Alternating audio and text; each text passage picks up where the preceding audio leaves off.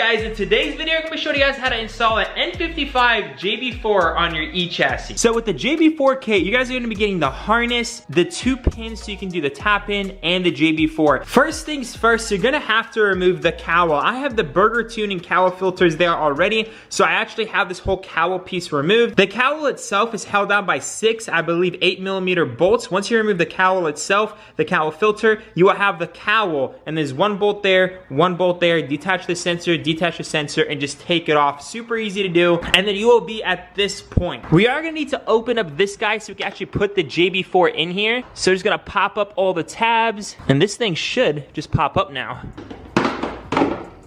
Once you have this removed, you can pretty much just put it off to the side. So first things first, guys, we're gonna go ahead and just connect the JB4. There is 2 flatheads you're gonna have to tighten right here. Now that the JB4 is connected, let's go ahead and route it into the ECU box. We're gonna go ahead and just put the JB4 inside this box right here. And we're gonna route all the cables underneath the strut brace.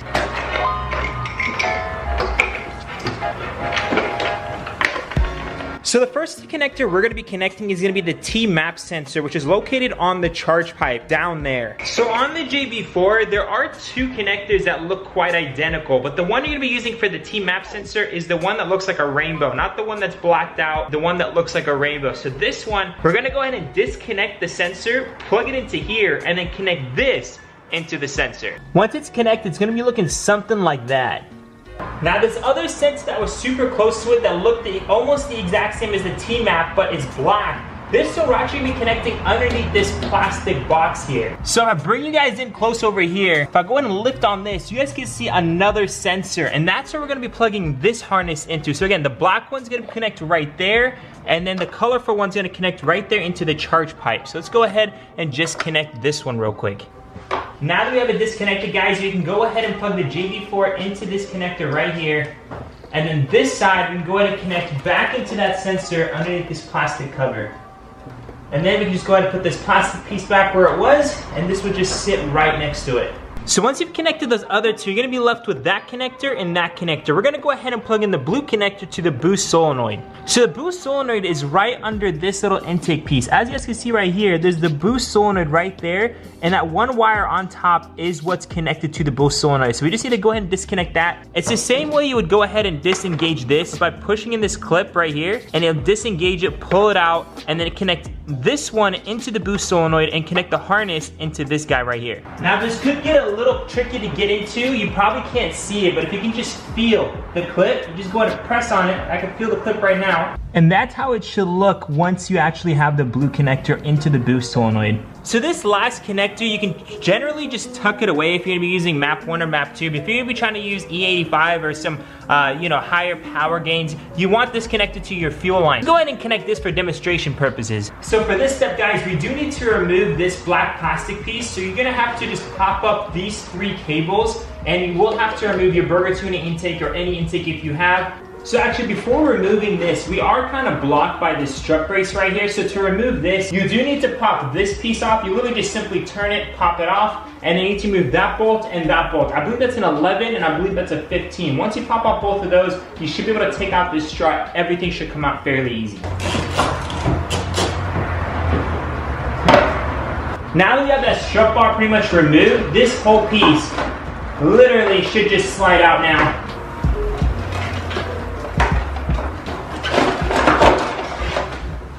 Now that that piece is finally removed, guys, that connector right there is what we need to go ahead and unplug.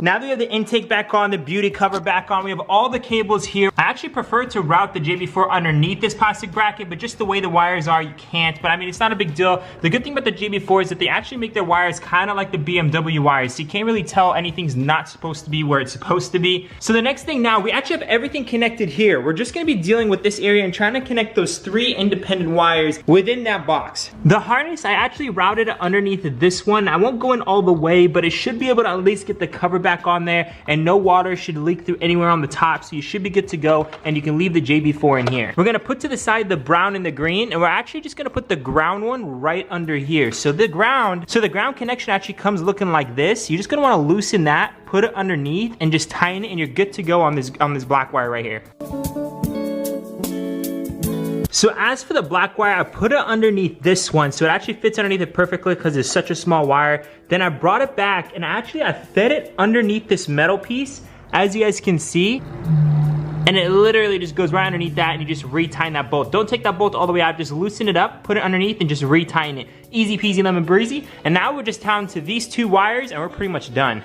And then the last step is pretty much tapping in the green and the brown wire. So basically, this giant group of wires, it has this in there and this in there. Basically, like this group of wires right here, just sitting right there, and these group of wires sitting right here. Once you unravel it all, you will see both of these. It have like these weird caps on it. You just take those caps off. You have to kind of put a cut in it, take it off, and then I pretty much put the brown wire with the red wires, and then the green wire with the blue wires, and then you're pretty much good to go. Now we could just pretty much reorganize everything. If you have the wireless kit like I do, you just pretty much connect it on this side of the JB4 and then just put it right in here. And now that is an OEM setup. Now, if you guys found this video helpful, make sure to smash that like button. If you guys want to cop this JB4, links are going to be down below. Without further ado, guys, I'll see you guys in the next one.